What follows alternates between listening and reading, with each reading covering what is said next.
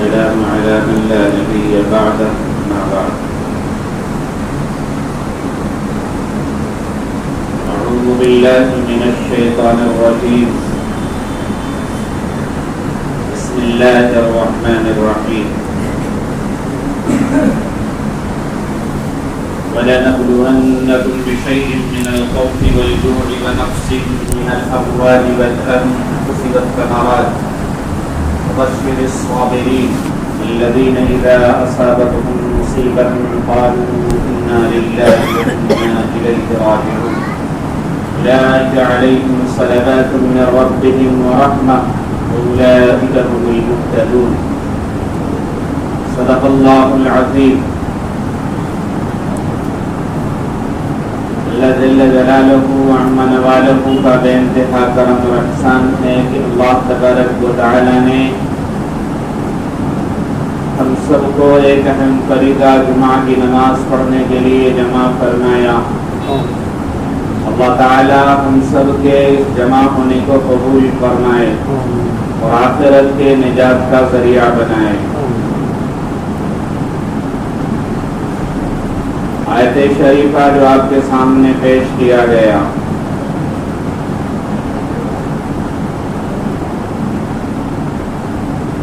گزشتہ جمعہ کو یہی تینوں آیتیں پیش کی گئی تھی. کچھ باتیں اس کے متعلق رہ گئی تھیں.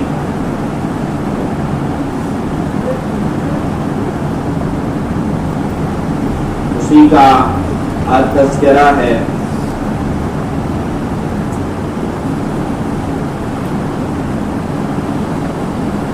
آیت شریفہ میں اللہ تبارک و تعالی ہم بندوں کو آگاہ کر رہے ہیں، متنبہ کر رہے ہیں.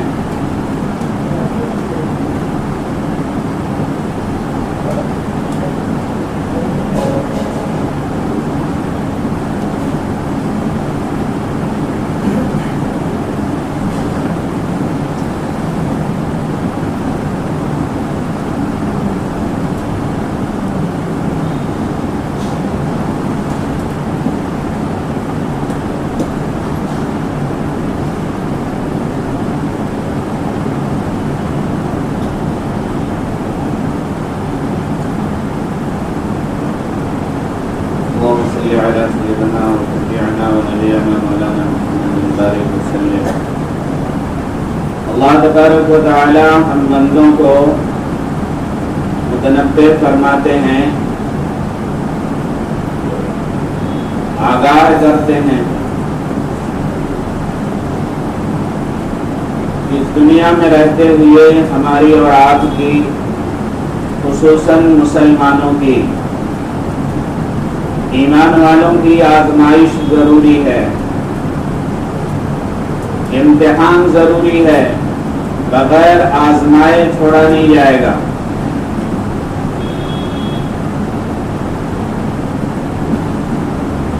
ضرور ضرور آزمائش ہوگی.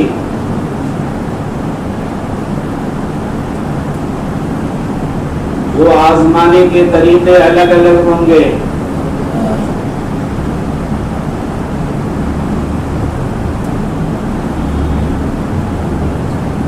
اللہ نے ہم کو متنبہ کر دیا، آگاہ کر دیا. آزمائش کے اعتبار سے، امتحان کے اعتبار سے، اور پھر دوسری جگہ ارشاد فرمایا کہ یہ دنیا دارالامتحان ہے، یہ دنیا امتحان کی جگہ ہے. یہاں پر بندہ امتحان کے لیے آیا ہے. تبارک الذی بیدہ الملک وهو علی کل شیء قدیر الذی خلق الموت والحیاۃ لیبلوکم ایکم احسن عملا. امتحان ہوگا اس کا، بندے کا، کہ کون اس دنیا میں رہ کر اچھا عمل کرتا ہے.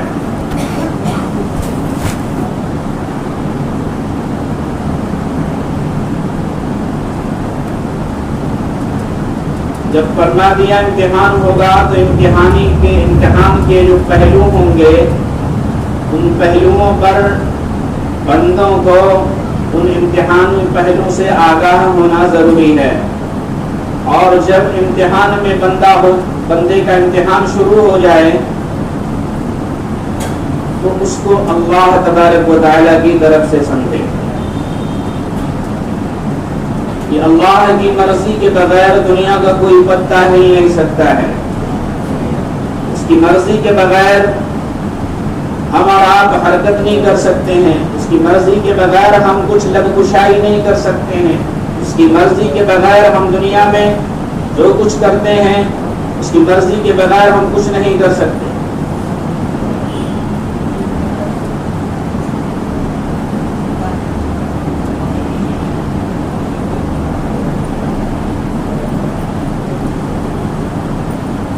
اس کی مرضی امتحان کی بھی ہے،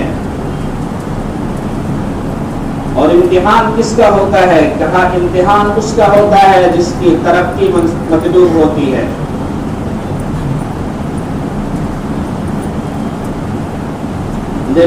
بندے کو چاہیے کہ امتحان میں پورا اترے،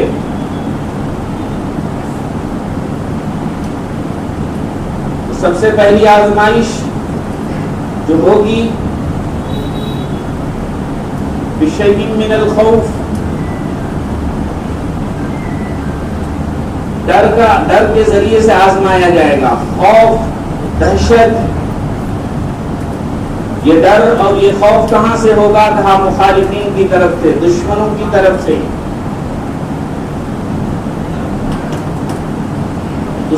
دشمنوں کی طرف سے ایسے حالات بنا دیے گئے کہ بندہ ڈر جائے۔ فرمایا کہ کچھ بھی حالات بن جائیں، بندے کا کام ہے ڈرنا نہیں، بندے کو ڈرنا نہیں چاہیے۔ یہ حالات اللہ کی طرف سے ہیں، ہمارا کام ڈرنا نہیں ہے بلکہ اللہ کی طرف رجوع کرنا ہے، اللہ کی طرف رجوع کرنا ہے۔ یہ حالات کیوں آئے ہیں؟ یہ ڈر کا ماحول کیوں بنایا جا رہا ہے؟ دہشت کیوں پھیلائی جا رہی ہے؟ سوشل میڈیا کے ذریعے سے، واٹس ایپ کے ذریعے سے اور الیکٹرانک میڈیا کے ذریعے سے یہ ڈر اور دہشت، ماں بلوچی کے ذریعے سے ڈر اور دہشت کیوں پھیلائی جا رہی ہے؟ ان دہشتوں کو، ان خوف و ہراس کو اپنے دل میں جگہ دینے کی ضرورت نہیں ہے، بلکہ اللہ کی طرف رجوع کرنے کی ضرورت ہے۔ کہا سب سے پہلی آزمائش ڈر کی ہوگی، ڈرایا جائے گا دشمن کی طرف سے، حالات ایسے بنائے جائیں گے کہ بندہ ڈر جائے۔ اسی لیے اللہ تبارک و تعالیٰ نے دوسری جگہ فرمایا وَلَا تَهِنُوا وَلَا تَحْزَنُوا وَأَنْتُمُ الْأَعْلَوْنَ إِن كُنتُم مُؤْمِنِينَ۔ ایمان والو ڈرو نہیں، غم مت کرو، دہشت مت کھاؤ، ڈر کو اپنے دل میں جگہ مت دو، بزدل مت بنو۔ کہا بزدلی اور ایمان ایک جگہ جمع نہیں ہو سکتے۔ مسلمان کہا بزدل، کہا ایسا ہو نہیں سکتا۔ ایمان والا ہو اور وہ بزدل ہو، کہا ایسا ہو نہیں سکتا۔ بزدلی کو دلوں میں جگہ مت دو۔ کہا کیا کرو؟ کہا اللہ کی طرف رجوع کرو۔ حالات اسی کی طرف سے آئے، اسی کو منانا پڑے گا، اس کی طرف ہاتھ پھیلانا پڑے گا، اس سے درخواست کرنی پڑے گی۔ جو حالات کے بگاڑنے اور بنانے کا جو مالک ہے، اچھا کیوں حالات بگڑے؟ حالات بگڑنے کا ذریعہ کیا ہے؟ کہا ہمارے اعمال بگڑ گئے، ہمارے اعمال بگڑ گئے، حالات بگڑ گئے۔ وَمَا أَصَابَكُم مِّن مُّصِيبَةٍ فَبِمَا كَسَبَتْ أَيْدِيكُمْ وَيَعْفُو عَن كَثِيرٍ۔ اللہ تبارک و تعالیٰ فرماتے ہیں یہ دنیا کے اندر جو حالات ہیں، یہ جو مصیبتیں ہیں تمہارے اوپر، جو پریشانیاں ہیں، یہ حالات اور یہ مصیبت تمہارے اعمال کی وجہ سے، اور یہ حالات ہر اعمال پر نہیں ہے۔ فرمایا ہر اعمال پر یہ پریشانی لاحق نہیں ہوئی ہے، کسی عمل پر، کسی گناہ پر، کسی گناہ پر اور کسی بے عملی پر، ہر بے عملی پر، ہر گناہ پر یہ حالات نہیں بگڑے ہیں۔ کہا کسی پر بگڑے ہیں، کسی پر۔ اگر ہر گناہ پر، ہر بے عملی پر اگر حالات بگڑتے تو خدا کی قسم اور ہم اور آپ 1 انچ نہیں چل سکتے۔ اس لیے کہ آگے اللہ تبارک و تعالیٰ فرماتے ہیں وَيَعْفُ عَنْ كَثِيرٍ کہ بندو ہم تو تمہارے بہت سارے گناہوں کو یوں ہی معاف کر دیتے ہیں. کسی نے صدقہ کر دیا, کسی نے خیرات کر دیا, کسی کے ساتھ بھلائی کر دیا, کسی نے کوئی اچھا کام کر دیا, کسی نے نماز پڑھ لی, کسی نے جو ہے کوئی ایسی نیکی کا کام کر دیا. کہا نیکیوں کے ذریعے سے بہت سارے گناہوں کو ہم تو معاف کر دیتے ہیں. اگر ہر گناہ پر پکڑ شروع ہو جائے تو ہم اور آپ چل نہیں سکتے. کہا کہ یہ حالات جو بگڑے ہوئے ہیں وہ ہمارے اعمال کی وجہ سے, اور بہت کم اعمال ہیں جس سے حالات بگڑے ہیں. کہا اتنے کم اعمال سے حالات بگڑے ہیں تو بندے کو چاہیے کہ ان تھوڑے سے اعمال کو درست کریں. ان تھوڑے سے اعمال کو جس سے بگاڑ آیا ہے, جس سے فساد دنیا میں برپا ہوا ہے, اس تھوڑے سے اعمال کو بنائیں, تو بگڑے ہوئے اعمال کو درست کریں.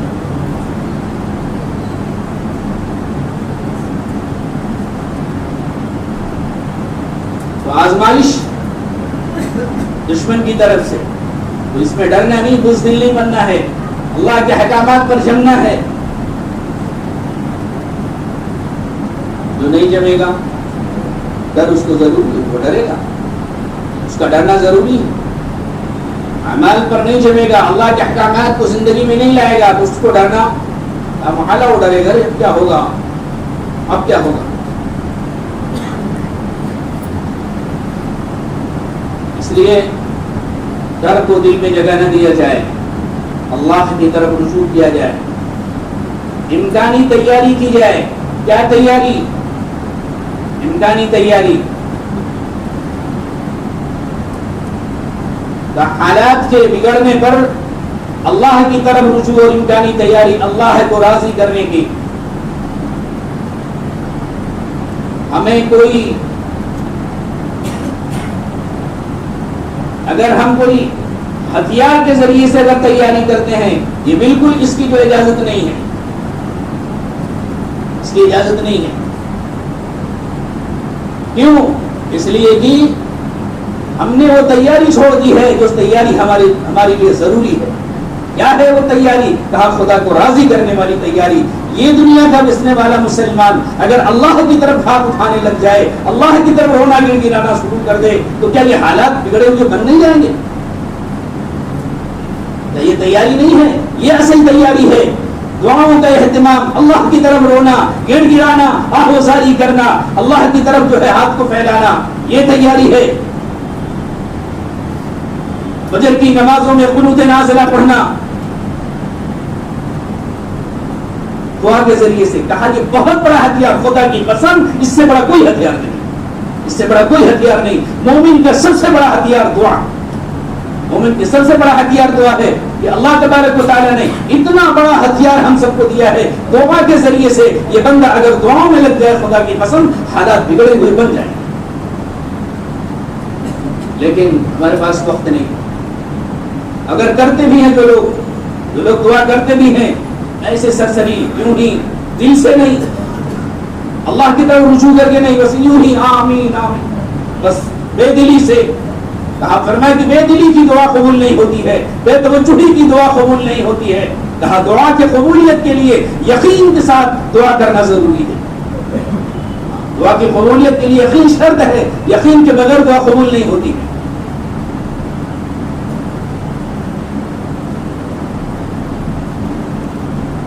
کہا یہ ہمارا سب سے بڑا ہتھیار, الدعاء مخ العبادہ, عبادتوں کا مغز دعا ہے. الدعاء سلاح المؤمن, مومن کا ہتھیار دعا ہے, جو ہم نے اور آپ نے سب نے امت مسلمہ نے چھوڑ دیا ہے. اور پتہ نہیں کس طرف نگاہ جما کے امت مسلمہ بیٹھی ہے کہ اب کون آئے گا اور کس کا انتظار ہے, کہیں آگ کی بارش ہونے والی ہے یا جو فرشتے آنے والے ہیں. اس انتظار میں امت مسلمہ بیٹھی ہے. خدا کی قسم نہ خدا کی طرف سے آگ کی بارش ہوگی, نہ پتھروں کی بارش ہوگی, نہ فرشتے نازل ہوں گے. کیوں؟ اس لیے کہ ہمارے اپنے خود اعمال ایسے بگڑے ہوئے ہیں کہ وہ ہمارے اعمال ایسے نہیں ہے جو فرشتوں کو اتار دے, جو اللہ کی طرف سے پتھروں کی بارش کرا دے. اس لیے ہماری ذمہ داری ہے کہ سب سے پہلے اللہ کی طرف رجوع کرنے والے بن جائیں. امت اللہ سے لو لگانے کے لیے تیار نہیں ہے, اللہ سے اپنا رشتہ جوڑنے کو تیار نہیں ہے, اور حالات کا رونا روتی ہے. حالات کرونا روتی ہے، فلاں نے یوں کر دیا، فلاں نے ایسے کر دیا، اب کیا ہوگا، اب یہ حالات بنے ہیں. خدا کی قسم یہ سب کہنے سے حالات بنیں گے نہیں.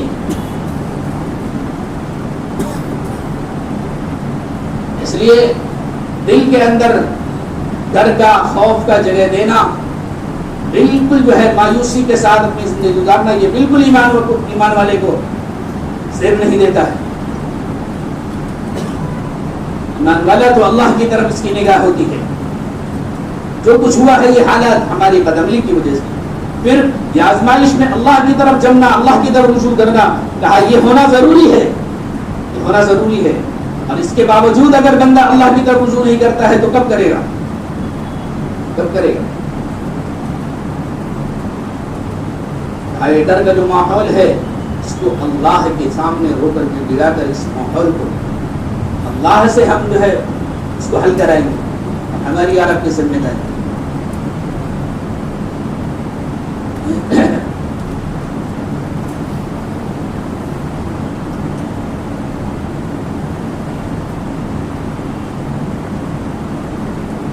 تو دوستو، ہم یہ لوگ جو مسجد میں آنے والا عملہ ہے، وہ عملہ جو مسجدوں سے جمعہ کے اعتبار سے جڑتا ہے، اور اللہ کرے کہ سب گھروں میں اہتمام کرتے ہوں. ہم بدگمان نہیں ہوتے ہیں، گھروں میں اہتمام کرتے ہوں، لیکن اگر گھروں میں کرتے ہیں تو مسجدوں میں اہتمام کرنا چاہیے. جیسے جمعہ کا اہتمام ہو سب کرتے ہیں، ایسے اور نمازوں کا اہتمام مسجدوں میں کرنا چاہیے. عید کے دن اور بقرعید کے دن اللہ کے نبی نے ایک عمل بتایا مسلمانوں کو. ہم بھی وہ عمل دیکھا نہیں. عید کے دن مسلمان عیدگاہ جائیں، ایک راستے سے جائیں دوسرے راستے سے آئیں، یہ عمل بتایا. اس کے پیچھے مقصد کیا ہے؟ اس عمل کے پیچھے مقصد کیا ہے؟ وہی مجمع جو عیدگاہ گیا ہوا ہے، ایک راستے سے وہی پورا مجمع عیدگاہ سے واپس لوٹ رہا ہے دوسری طرف سے. کہا یہ دہشت پیدا. ابھی تو اتنے لوگ ادھر سے گئے، ہماری طرف سے بھی اتنے لوگ گئے. لیکن یہ عمل مسلمانوں نے چھوڑ دیا. عید کی نماز کے لیے جائیں تو ایک راستے سے جائیں دوسرے راستے سے. اب فردن ایک آدمی آ رہا ہے، کوئی ایک آدمی آ رہا ہے، ایک آدمی آ رہا ہے، تو اس سے کیا معلوم پڑے گا؟ اجتماعیت کے ساتھ کہ یہ لوگ نکل رہے ہیں گھروں سے، اجتماعیت کے ساتھ جا رہے ہیں، اور عید کی نماز ہو گئی اور اجتماعیت کے ساتھ نکل رہے ہیں یہاں سے. اس کا ایک اثر پڑتا ہے. دوسرے سے لوگ جو ہے مرغوب ہوتے ہیں. ہاتھ چمکی نہیں، بڑا مجموعہ. بہرحال وہ عمل بتایا تھا ایک ڈر بنانے کے لیے. ایسا ڈر اور دہشت بنائی جاتی ہے اس عمل کے ذریعے سے، لیکن مسلمانوں نے اس عمل کو چھوڑ دیا. بہرحال ڈر کے ذریعے سے ہم کو آزمایا جائے گا اور آزمایا جا رہا ہے، اور اس آزمائش میں بندہ فیل ہو رہا. ہم اور آپ فیل ہو رہے ہیں. پاس ہونے والا بتاؤ کون ہاتھ اٹھا کر کہ میں پاس ہوں. میں بالکل نہیں ڈرتا ہوں. آ جاؤ جس کو آنا، میں نہیں ڈرتا. کچھ لوگ جو ہے بڑے علماء کو ذمہ دار ٹھہراتے ہیں، جمعیت کو، مسلم پرسنل لا کو، بڑے بڑے علماء جو ذمہ دار ہیں ان کو لوگ جو ہے اس کا ذمہ دار ٹھہراتے ہیں کہ یہ لوگ کیا کر رہے ہیں بیٹھ کر، یہ لوگ کیا کر رہے ہیں، یہ لوگ کچھ بول نہیں رہے ہیں، یہ لوگ کچھ کہہ نہیں رہے ہیں، ان کو کچھ کہنا چاہیے. لوگ اتنی جو ہے نفرتیں پھیلا رہے ہیں، ایسے ایسے حالات چلا رہے ہیں، بلڈوزر چلا رہے ہیں، پورے علاقے کو جو ہے پورا ملیمیٹ کر رہے ہیں، مسلمانوں کو گن گن کے جو ہے جیلوں میں ڈالا جا رہا ہے. یہ کیوں نہیں جمعیت والے کر رہے ہیں، مسلم پرسنل اللہ والے کر رہے ہیں؟ کچھ نہیں کرتے. کیا حال؟ لوگ جو ہے تانا دے رہے ہیں. کیا ہو گیا؟ ان کی چپی کو آپ غلط نہ سمجھیں. وہ جو خاموش ہیں ان کو غلط نہ سمجھیں. ہمارے اور آپ کو، میں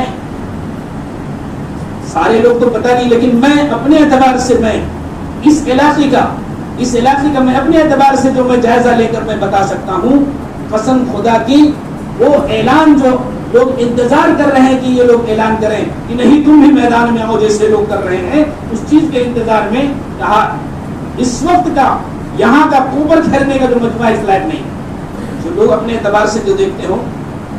اور میں سمجھتا ہوں کہ علماء جو بڑے طبقے کے ہیں ان کی نگاہ ہمارے اور آپ کے اوپر ہے کہ اگر آج اعلان کر دیا جائے خدا کی قسم 80% مسلمان مرتد ہو جائے گا، دین چھوڑ دے گا، ٹیکا لگا لے گا، ہاتھ جوڑ کر جے شری رام بولے گا اگر اعلان کر دیا جائے کہ آ جاؤ میدان.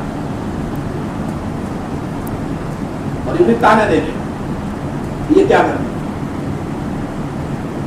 اس لیے کہا کہ ارتداد کی طرف یہ امت نہ چلی جائے، یہ ایمان کو نہ چھوڑ بیٹھے، اس لیے چپ ہے کہ اپنے ایمان کو درست رکھو، مضبوط بناؤ، مسجدوں سے جڑو اور مسجدوں سے جڑ کر کے اپنے ایمان اور اعمال کو پختہ بناؤ، اللہ سے اپنے رشتے کو استوار کرو، مضبوط بناؤ، اللہ سے اپنے رشتے کو مضبوط رکھو. اگر 2002 میں 2002 کے اندر گجرات کا جو حادثہ ہوا، گجرات کے جو دنگے ہوئے تھے، کچھ علاقے کے مسلمانوں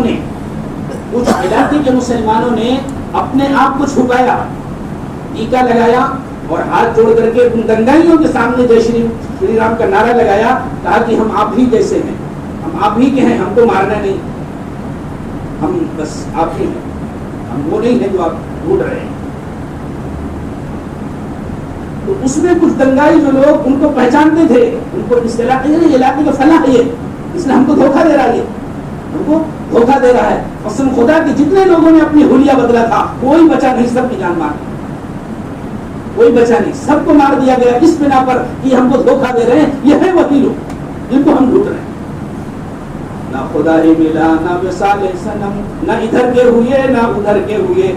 اللہ بھی چلا گیا، رسول بھی چلا گیا، دین بھی چلا گیا، کفر پر انتخاب کر کے کفر پر مر گئے. حالات ایسے بگڑ گئے تھے، حالات ایسے اگر ہو جائے تو حالات ایسے بگڑ سکتے ہیں. اس لیے دوستو اللہ کی طرف رجوع کرنا، دعاؤں کا اہتمام کرنا ایمان والے کا سب سے بڑا ہتھیار.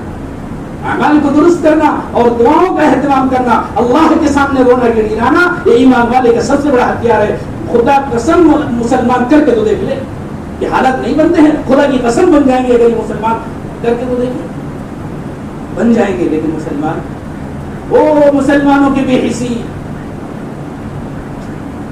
افسوس اتنی بے حسی شاید کبھی نہیں ہم نے دیکھی. خدا کی قسم لاک ڈاؤن سے پہلے یہ بے حسی کبھی نہیں تھی. لاک ڈاؤن کے بعد جو بے حسی امت پر تاری ہوئی ہے وہ بے حسی ختم ہونے کا نام نہیں لے رہے، نام نہیں. پسینے کو تیار نہیں، پگھلنے کو تیار نہیں، اللہ کی طرف رجوع کرنے کو تیار نہیں، نمازوں کے اہتمام کو تیار نہیں. کب یہ تھے؟ اللہ ہم سب کو صحیح سمجھ نصیب فرمائے، عمل کی توفیق عطا فرمائے. اذان ہوگی پھر سنت ادا کر لیں، بہت ساری باتیں رہ گئی. اللہ ہم سب